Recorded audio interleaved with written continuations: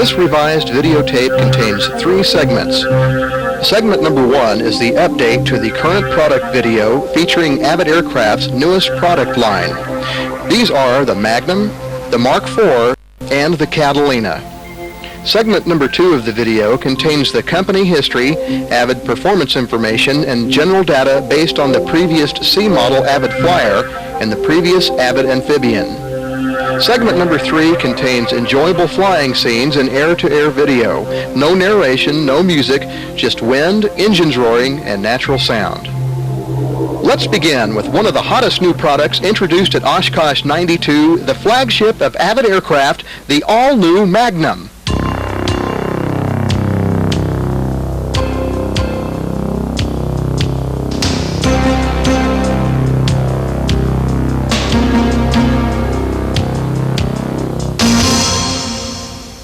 The Magnum was first revealed at Oshkosh 92 to members of U.S. and international aviation news media on Friday evening.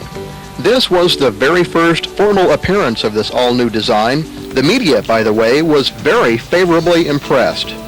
On Saturday morning at Oshkosh, a large crowd of spectators gathered to witness the public debut of the all-new Magnum.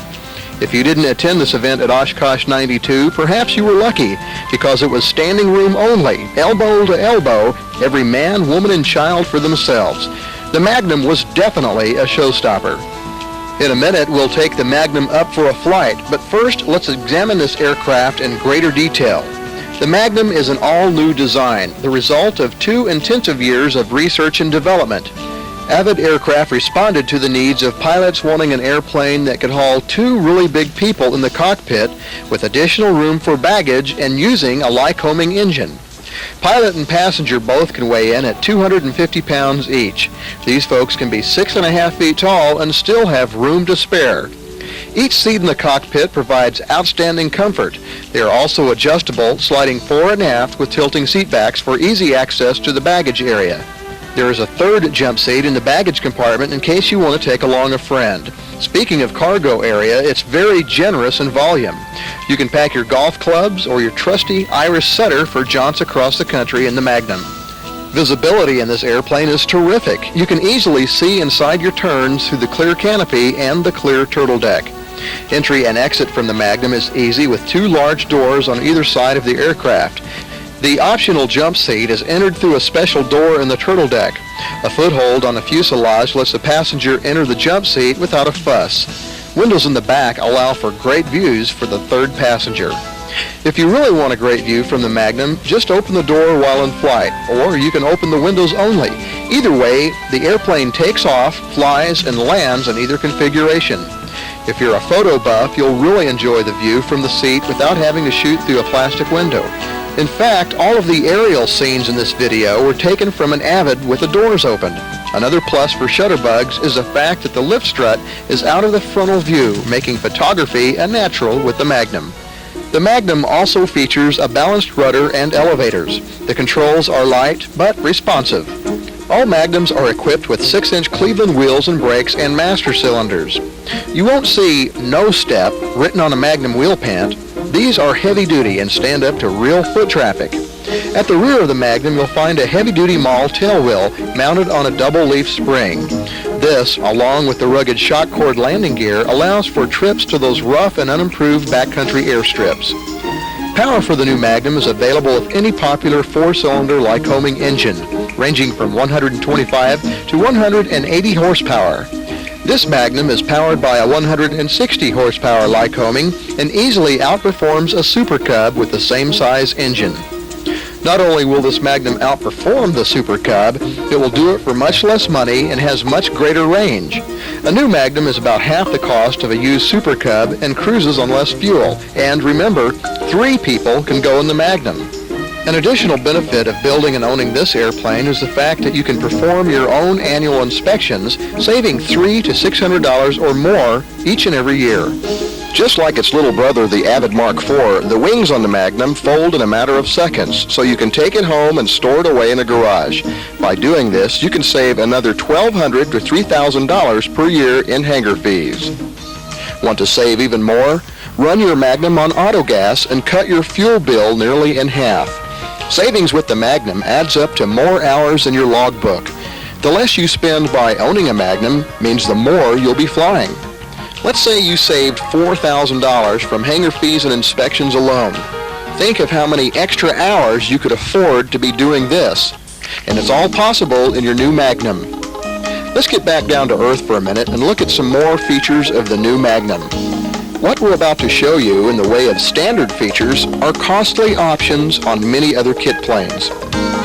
On the Magnum, cabin heat is standard, allowing for comfortable flying all year round. Gas struts hold the doors open, and when they're closed, a watertight seal keeps the rain out.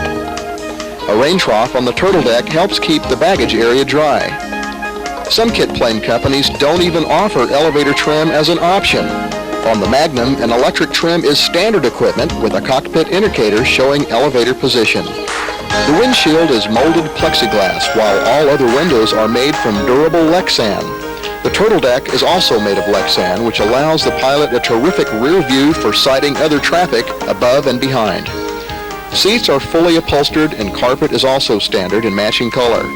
The seats shown here are of optional leather in the Magnum, which is an option usually found only on very expensive aircraft. Well, you're probably wondering how this airplane behaves in the air.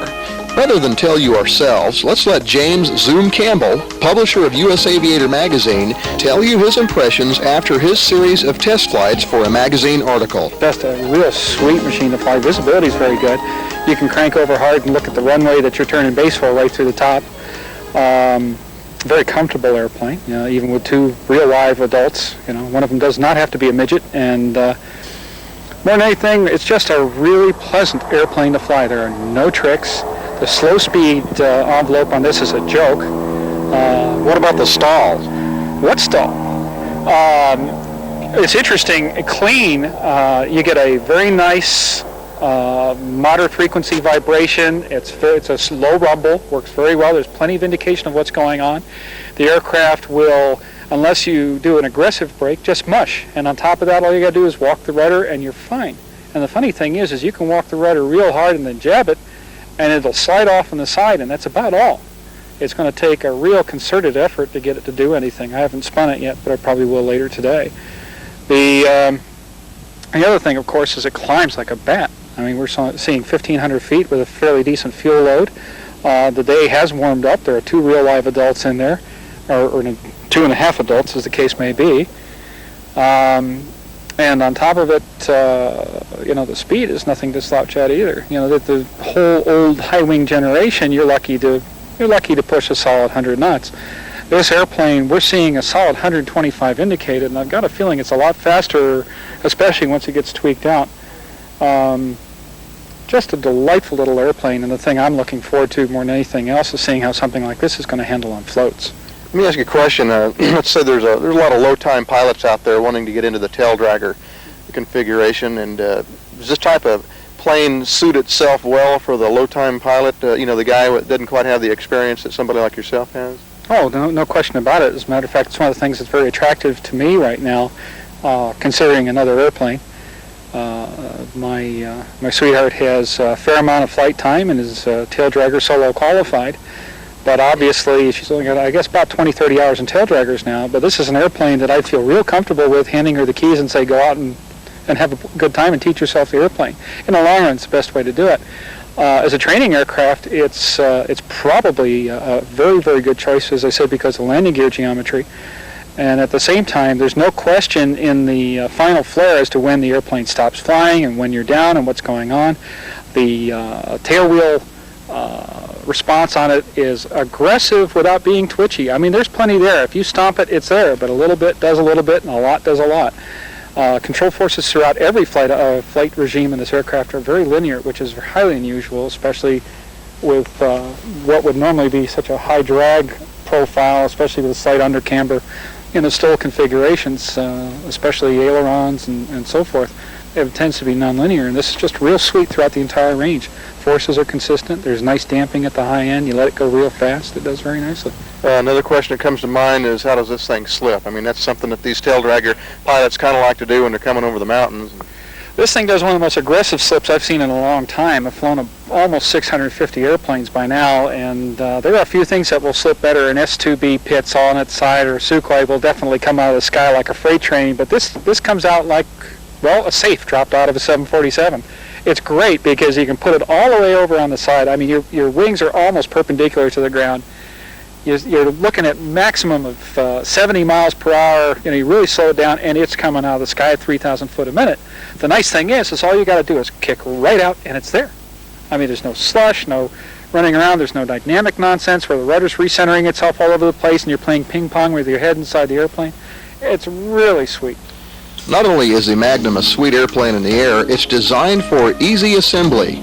Like all Avid kits, all the welding is already done. The difficult work has already been performed by Avid craftsmen. Spars are cut and drilled, wing ribs are already built. Everything you need to get this airplane in the sky is provided with the kit. All you supply is a little elbow grease, the engine of your choice, and the final color coat. In a matter of months, you can take to the sky in your brand new Magnum, and you'll share the exciting feeling that all builders experience, the pride of building your very own airplane, and the satisfaction of knowing your new airplane inside and out.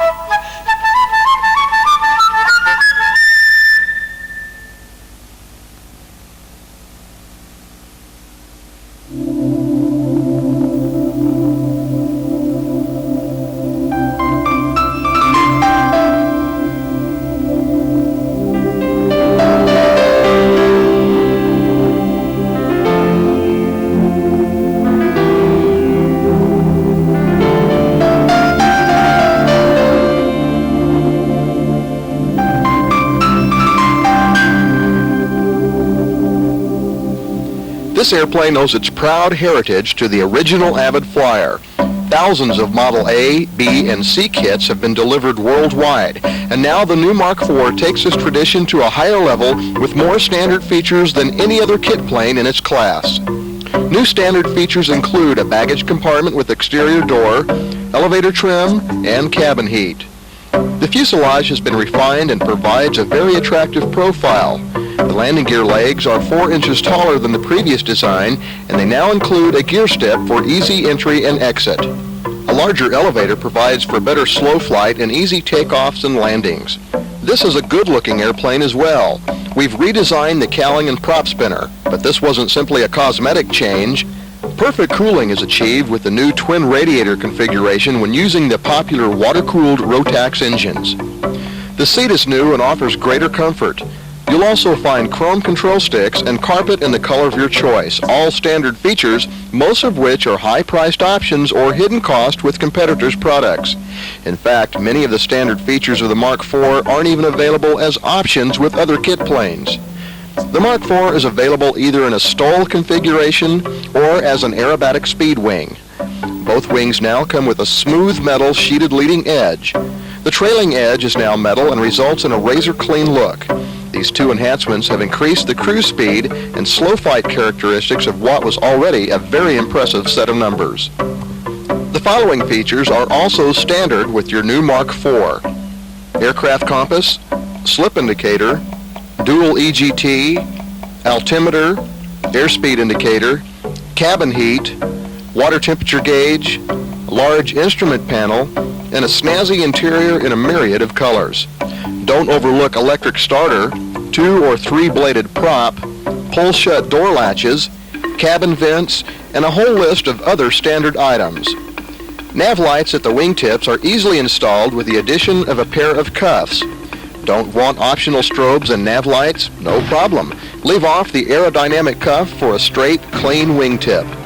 One last thing about our Mark IV. Ask us how much the freight is for this kit. Then ask the competitor. You'll probably find that the exact same mileage to your city could be hundreds more. We don't profit from the freight. Our business philosophy is simple. We offer great products with modest profit without hype and hidden cost. The Avid Mark IV, easy to fly, fun to build, and a pleasure to own. We saved all the good stuff from the highly successful Avid Flyer and then added a lengthy list of improvements. This is one great airplane that you'll find easy to live with and very affordable to operate. And don't forget, the wings fold in a matter of seconds, and it'll be ready to tow or trailer. What more could you ask for in an affordable flyer?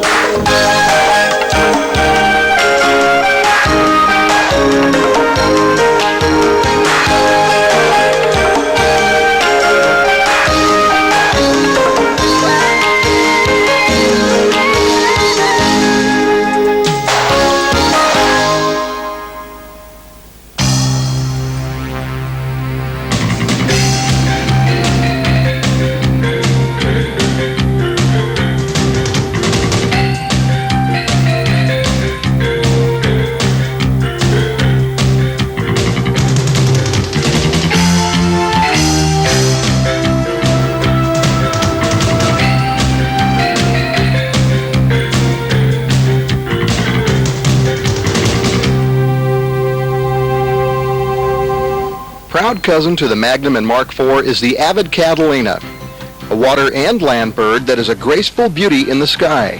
Flying in the Catalina amphibian is an experience you'll never forget.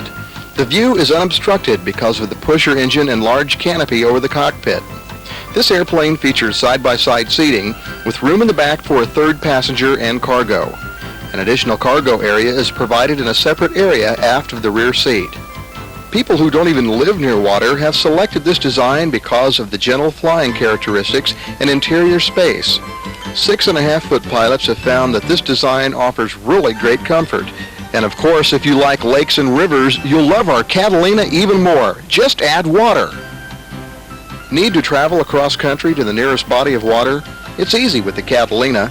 Optional fuel tanks up to a maximum of 45.5 gallons can give your Catalina a duration of approximately 10 hours. But of course, as with all airplanes, the lighter you keep them, the better they perform. The Catalina offers two different wing sponson designs. You can select either mid-wing foam-filled fiberglass floats as seen here, or the original wingtip sponsons as seen in this photograph. What's the difference? Well, the wingtip float provides greater visibility, while the wingtip sponson offers slightly less weight, a little more wing area, and a totally unique look. Your Catalina fuselage is built at the factory with the same aircraft-grade steel tube as found in all Avid products. The fiberglass hull is one